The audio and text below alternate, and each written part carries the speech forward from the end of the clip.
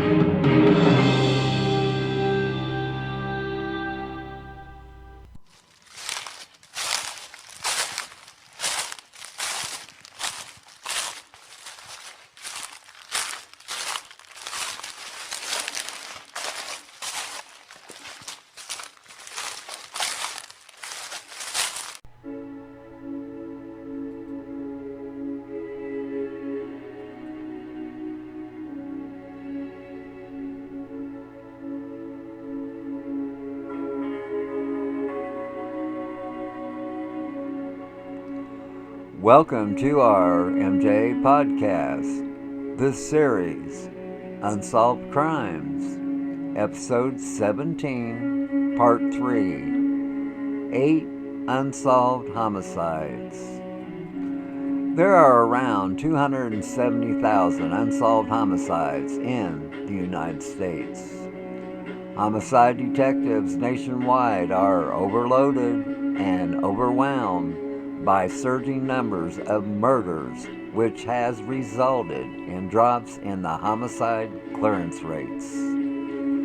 The majority of homicides go unsolved in a growing number of major American cities at an alarming trend that has worsened during the last 20 years.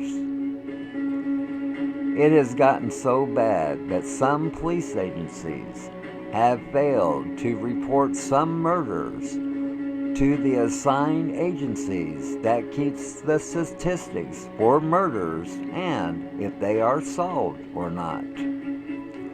During the years, we have learned by interviewing serial killers that some of their victims was never even reported missing.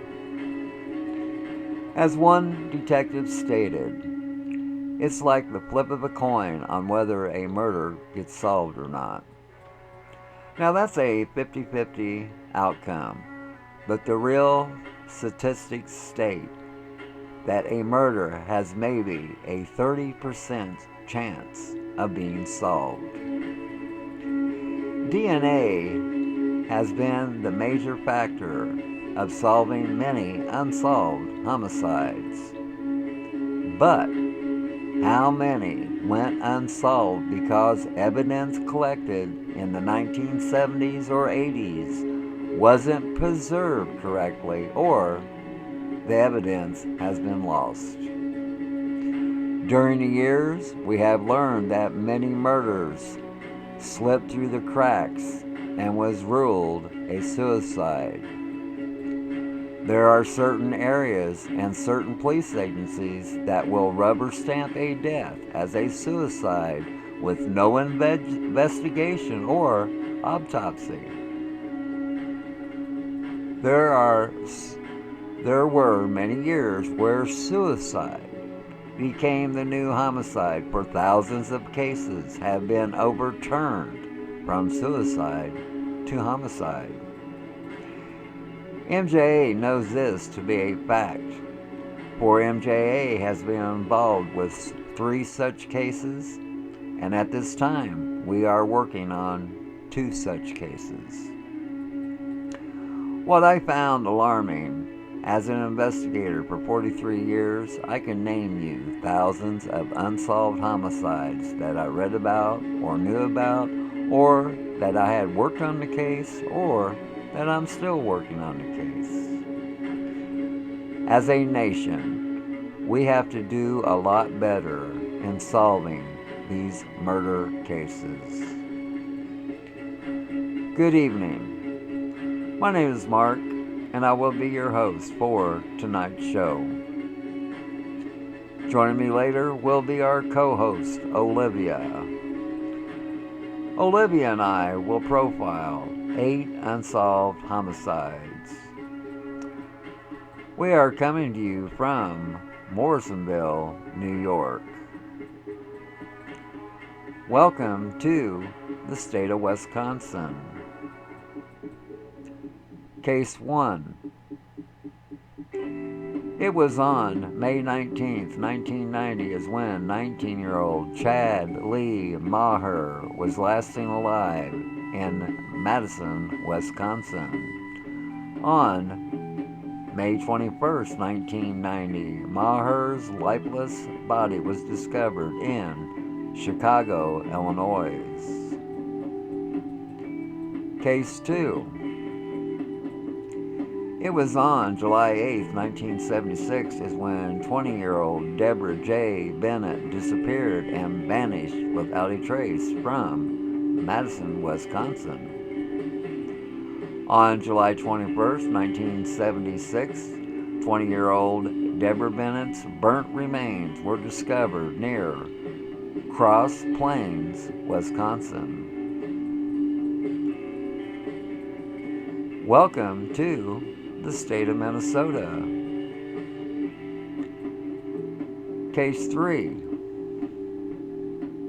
It was on November 17, 1979 is when 61-year-old George Daniel Jensen, a World War II veteran, was discovered brutally murdered in his mobile home in Bloomington, Minnesota.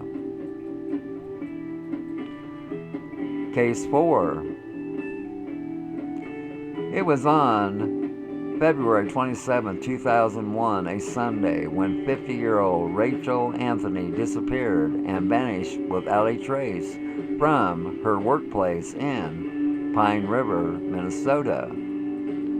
On April 13, 2001, the lifeless body of 50-year-old Rachel Anthony was discovered by horseback riders in Breezy Point, Minnesota. Welcome to the state of Michigan. Case 5.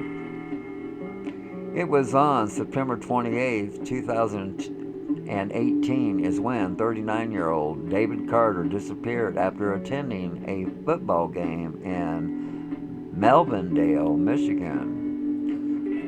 On October 1st, 2018, a Department of Transportation worker discovered the remains of David Carter along I-75 in Eagle Township, Ohio. Case 6. It was on August 6, 1996 is when 39-year-old Cheryl Mason disappeared and vanished without a trace from Grand Rapids, Michigan. On October 13, 1996, Cheryl Mason's body was found behind the Acme Insulations building in Grand Rapids, Michigan. Welcome to the state of Ohio.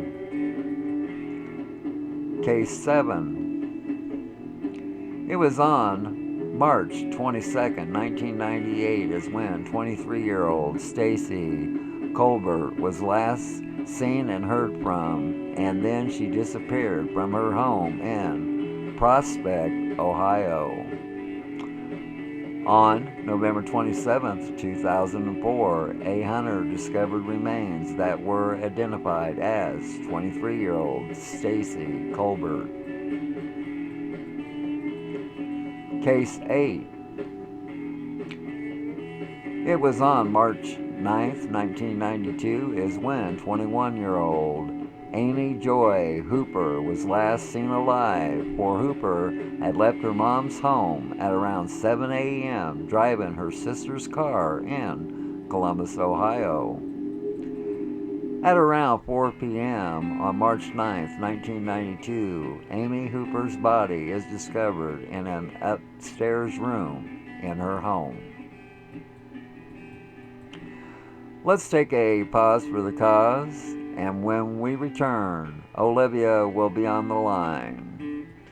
Olivia and I will profile 8 unsolved homicide cases.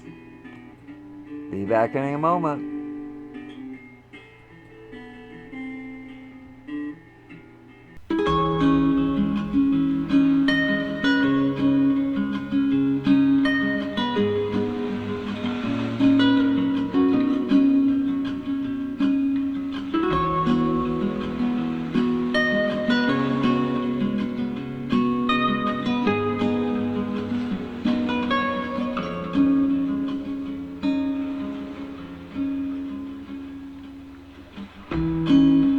Searching in the dark, trusting every clue I found. But the truth has not been told, 'cause every corner of these woods is hollow. I can't see in the dark. Welcome to our MJ podcast, this series, Unsolved Crimes, Episode 17, Part 3, 8 Unsolved Homicides. We have Olivia on the line. How are you doing tonight? I'm doing good. It's been reported from 1980 to 2019 there are over 270,000 unsolved homicides in the United States. Do you think that number is high for that time period of about 40 years? Are you asking me? Yes. Oh, yeah. Yeah, wait, let me go back. Yeah, it is a lot. It's an awful lot. Yeah, yes. Yes. Okay, are you ready to dig into these unsolved homicides? Yes. Welcome to Wisconsin. It was reported in 2019 that Wisconsin had 1,714 unsolved homicides. Case 1. Welcome to Madison, Wisconsin. Unsolved homicide. It was on May 19, 1990 is when 19-year-old Chad Lee Maher was last seen in Madison, Wisconsin. Maher still lived with his parents, and the 19-year-old Maher had a job at a bike shop and drove a 1968 yellow Mustang. On that day of May 19, 1990, Maher had come home for lunch at around 12:30 p.m. and then left to return to work. About an hour later, Maher's parents was out shopping and decided to stop to visit Chad at the bike shop. They noticed their son's Mustang wasn't there, so they asked if their son was out running errands. That's when the other employees told the parents their son didn't return from lunch. Maher's parents contacted their son's friends, and nobody knew where Chad Maher was at the time, and they hadn't seen him all weekend. On Monday, May 21st, 1990, Chad Maher's parents filed a missing persons report, which later proved important in getting Dade County Sheriff's Department in Wisconsin involved. On that Monday night at 6:40 p.m., the Chicago, Illinois Police Department called Chad Maher's parents and told them they had found Chad dead in a garage in Chicago in his '68 yellow Mustang. The Chicago police called it a suicide. A maintenance worker found the lifeless body of 19-year-old Maher in his car in an unlocked garage of a housing complex on the south side of Chicago. This was around a 3-hour drive from Madison, Wisconsin. When police arrived, they found the ignition engaged, the car battery was dead, and the gas meter read empty. That's why it was ruled a suicide. But they paid no attention to the evidence. There were multiple fingerprints smeared with blood on the window of the car. The 19-year-old Maher had 15 marks on his upper body and hands. It was reported in December 1991 the Chicago police still had not examined the fingerprints. After receiving pressure from Chad Maher's parents and the Dane County Sheriff's Department, Wisconsin, the Chicago police changed the matter of death to undetermined. The Dade County Sheriff's Department is treating this case as a homicide due to the known evidence that was never investigated. If you have any info concerning this case, please call the Dane County Sheriff's Department at 608-284-6800. Case 2. Welcome to Madison, Wisconsin. Unsolved homicide. It was on July 8, 1976, when 20-year-old Deborah J. Bennett disappeared and had vanished without a trace from Madison, Wisconsin. At around 7:15 p.m., when this 20-year-old Bennett was last seen walking down Lofts Gordon Avenue from her residence on July 8, 1976. Witnesses stated that the 20-year-old Bennett was walking barefoot because she just painted her toenails. Witnesses went on to say that Bennett was wearing blue jeans and carrying a blue denim jacket. On July 21, 1976, 20-year-old Deborah Bennett's burnt remains were discovered near Cross Plains, Wisconsin. Authorities could not determine the cause of death because Bennett's remains were so badly burned. It remains unknown if the 20-year-old Bennett was killed at the location where her body was found, or if she had been killed elsewhere and moved, and then they burned Bennett's body. Authorities believe that the 20-year-old Bennett was killed on July 8, 1976, the day she disappeared. Police used dental records and a fractured collarbone to identify the 20-year-old Deborah Bennett. A strange twist to the case, about 3 weeks after Deborah Bennett's body was found, someone mailed Deborah Bennett's Cardinal Hotel key back to the hotel. It remains unknown if this was the 20-year-old Bennett's killer or a good Samaritan who found the key and mailed it back. The case remains unsolved. If you have any info concerning this case, please call Madison County Crime Stoppers at 608-266-6014. Welcome to the state of Minnesota.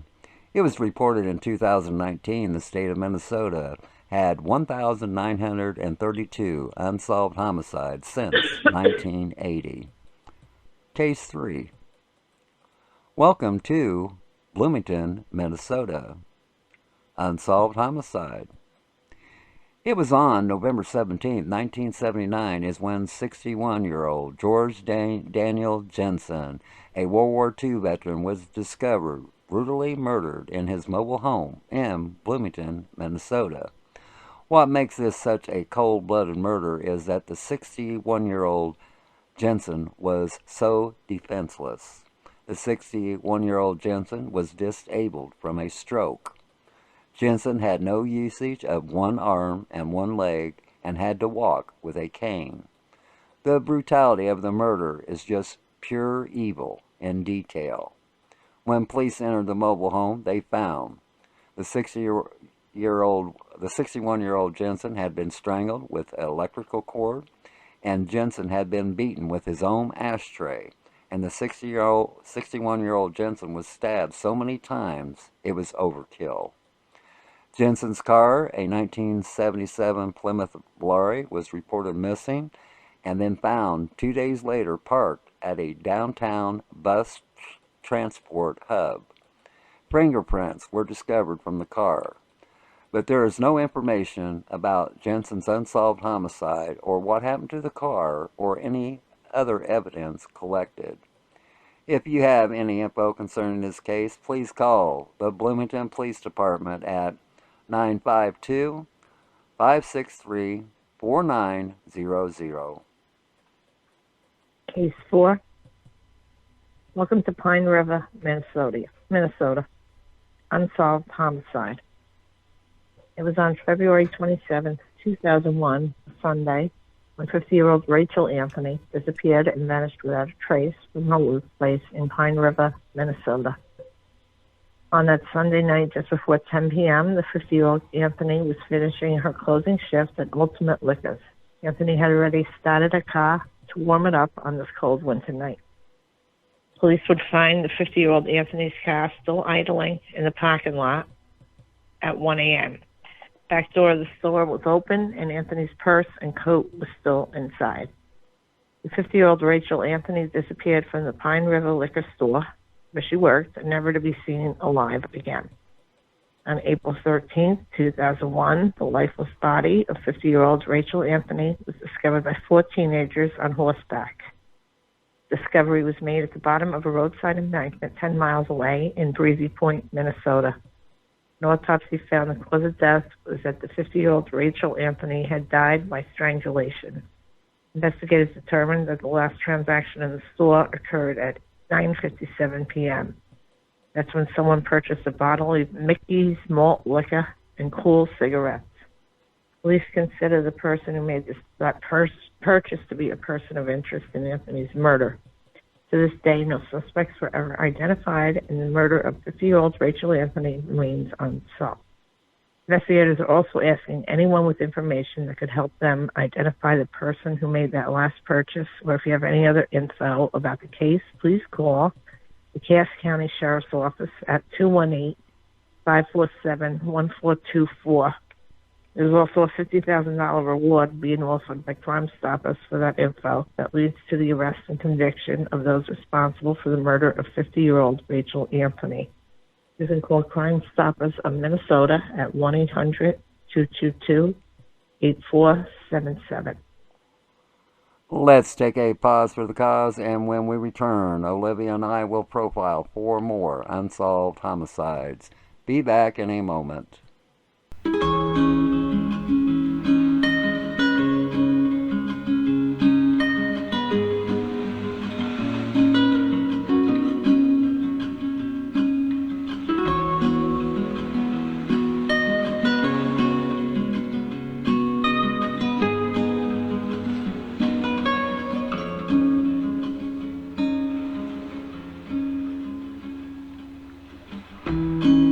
I've been searching in the dark, trusting every clue I found, but the truth has not been told. 'Cause every corner of these woods is hollow. I can't see the dark. Welcome back to our MJ podcast, this series, Unsolved Crimes, Episode 17, Part 3, 8 Unsolved Homicides. Welcome to the state of Michigan. It has been reported by Project Cold Case that there are 19,323 currently unsolved homicides in Michigan spanning from 1980 to 2019. Case 5. Welcome to Melvindale, Michigan. Unsolved homicide. It was on September 28, 2018 is when 39-year-old David Carter disappeared after attending a football game in Melvindale, Michigan. The 39-year-old Carter was last seen by family and friends at the football game. People who worked with Carter called his family on October 2nd, 2018 to report that David Carter had not showed up for his job at the Mja seeding plant in Highland Park, Michigan for the last 3 days. After the call from David Carter's job, 3 of Carter's family members went to the 39-year-old Carter's apartment. They found David Carter's car in his parking spot as usual, but the apartment door was unlocked, which wasn't like Carter. They entered the apartment only to find a terrifying scene. The normally spotless bedroom of Carter's looked like a scene of a horrific crime. The bed was unmade and there was a gunshot hole with bloodstains on the mattress. Blood was also found on the carpet beneath the bed. The 39-year-old David Carter was nowhere to be seen. Carter's family immediately reported the 39-year-old David Carter as missing to the Melvindale Police Department. On October 1st, 2018, a Department of Transportation worker had discovered a weird-looking sleeping bag in the weeds along I-75 in Eagle Township, Ohio. The sleeping bag contained the lower torso and legs of a human being. The body parts revealed a tattoo that ID'd the remains of 39-year-old David Carter. Once confirmed, the police opened a homicide investigation into David Carter's death.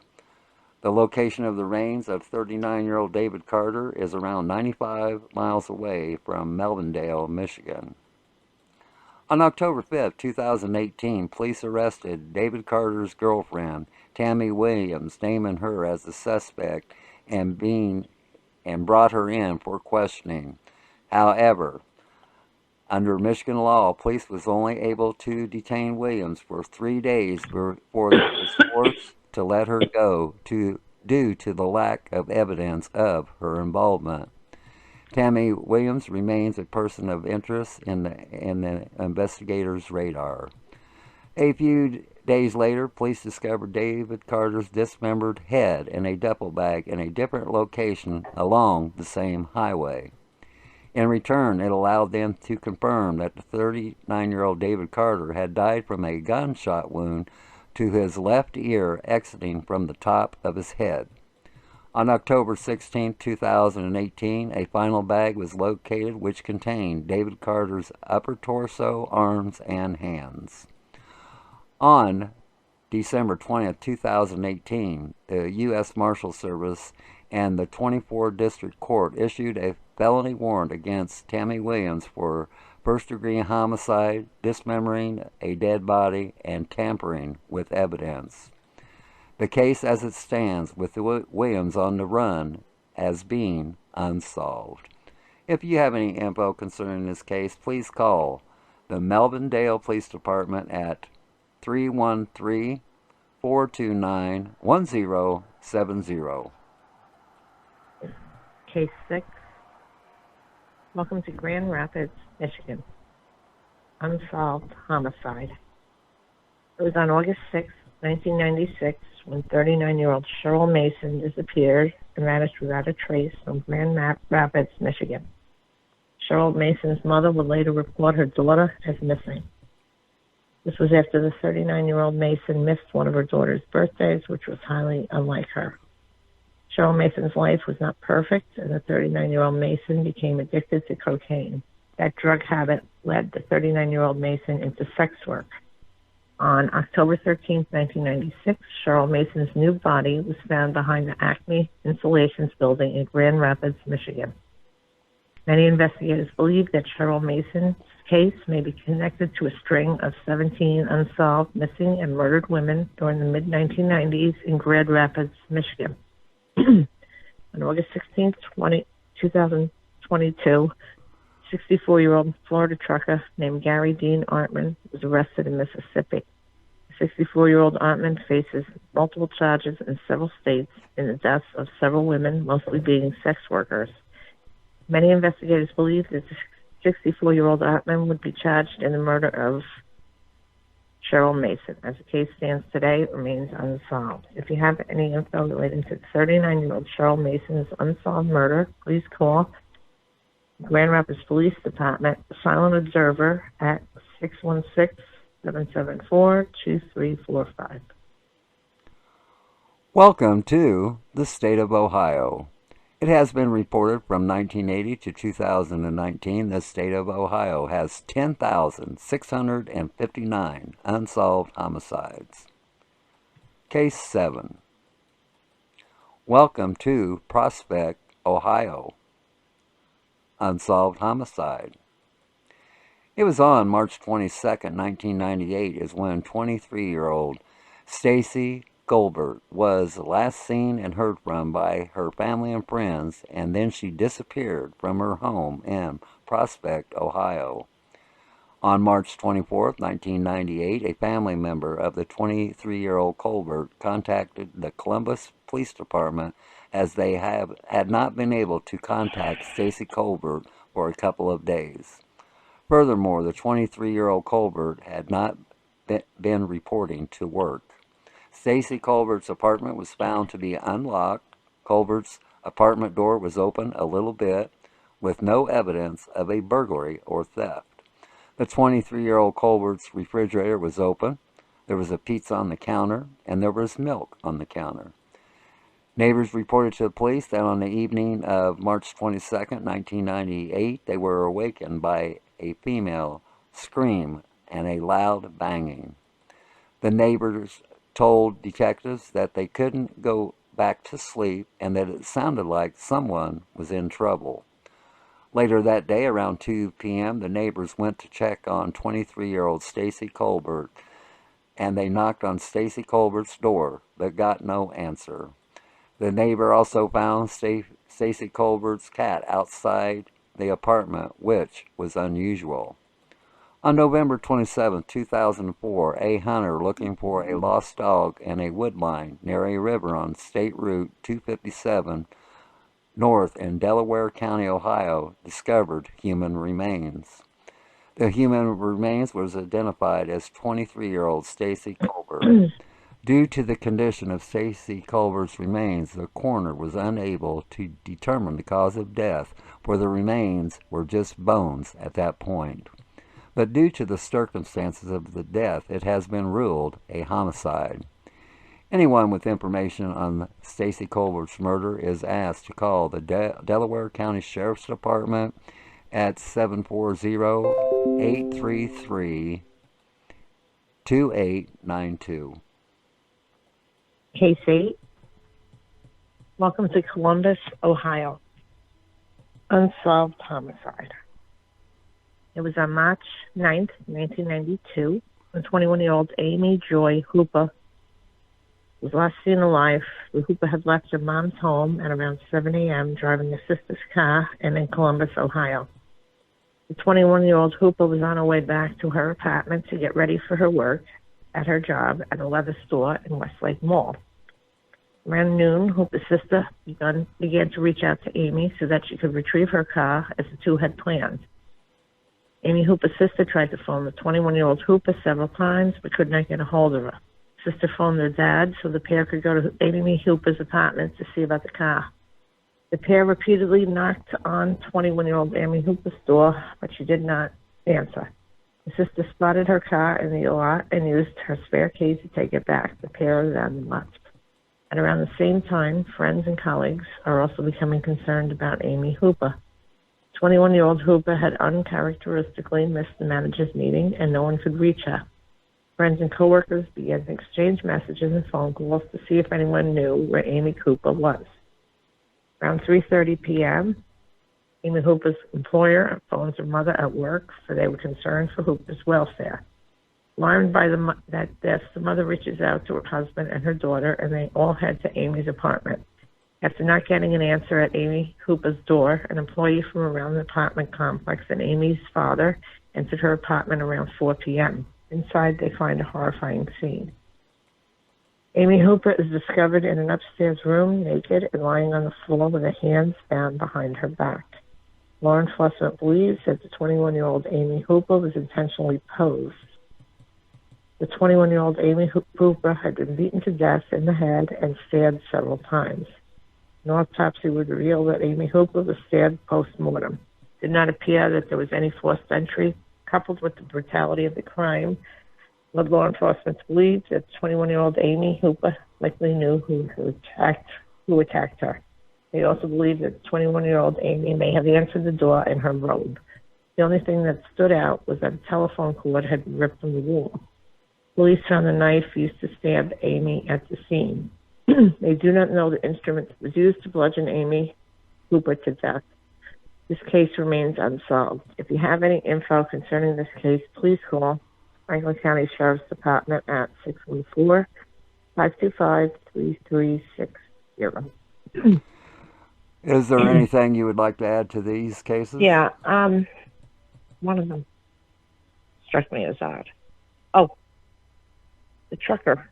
Didn't we speak about that once before? Not on a podcast, but off, Oh, yeah, we spoke about cases about where, truckers. yeah, where we thought a trucker might be involved, yeah. And this last one, they posed her? Yeah. That's kind of odd. Isn't Well, there a certain type of person that does that? Yeah, well, okay, let's put it this way. Let's say it's somebody that knew her, okay? They might have posed her body to throw the investigators off. And then there might have been somebody she knew that was a psychopath, and which, nobody knew because they hide it very well. And then, like I said, about the robe thing, yes, it said that she went home to get ready for her job. So more than likely, she was in the middle of getting ready when somebody interrupted her. Yeah. But it seems like a lot of times they know the person that's killing them, because a lot of times you see that, they let them in.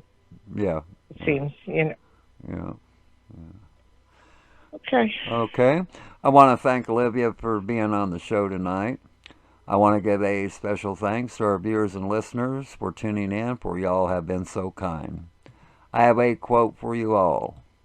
The greatest glory in living lies not in never falling, but in raising every time we fall. Nelson Mandela. Always remember, folks, that if you ever get bored with nothing to do, well, take a walk deep into the woods. You might be surprised at what you might find. That's the end of our MJ podcast, this series, Unsolved Crimes. This has been episode 17, part 3, 8 Unsolved Homicides. We say to all of you, good night from Morrisonville, New York, located in the Adirondack Mountains.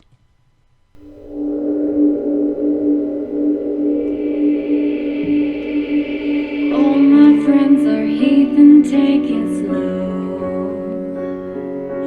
Wait for them to ask you who you know.